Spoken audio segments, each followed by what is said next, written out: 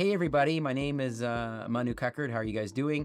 My good friend Nadia Rusak's not here today, but I'm promoting a course that we did, which is the 2025 federal budget update that Nadia and I presented. There was some interesting rules that we were talking about. The budget was there, but it's the typical stuff that was there about the updates on certain incentives and all that. But what was interesting about this budget lockup was two things. One that Nadia talked about, one that both her and I talked about was one, she was talking about how to potentially that the prevention of deferring the 21-year rule, where before what they were doing was they were using trust-to-trust transfers that you couldn't defer. Now they're saying if you're trying to do indirectly through corp, again, she gave some great examples and great illustrations that you should see that's been closed down, unfortunately, for us.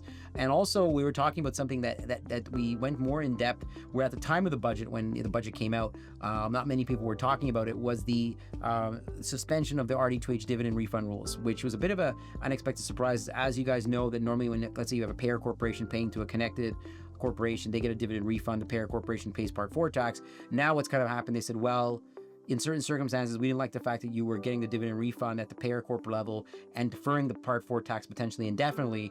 Now we're saying, well, if you're trying to defer the Part 4 tax, you're not getting dividend refund, which could be a very big cash flow drain, right? Especially with your clients planning to potentially use the dividend refund to invest in other things. We went through a lot of different examples and illustrations where, as I said, at the time, there wasn't much talked about. It was talked about more conceptually, where we were trying to go through more practical examples, which could catch you guys and with accountants with some stuff. And we'd like you guys to attend the course, and depending on the interest, if there is major interest, we are actually very seriously considering at AJAG doing a full in-depth course on these RD2H suspension rules, which again, it's a cash flow drain, right? It's eventually a timing issue, but it is a kind of like a prevention of corporate deferral, which has kind of been the theme in the recent years of the federal government. So please watch this course and stay tuned for more on the suspension of RD2H rules. So thank you very much.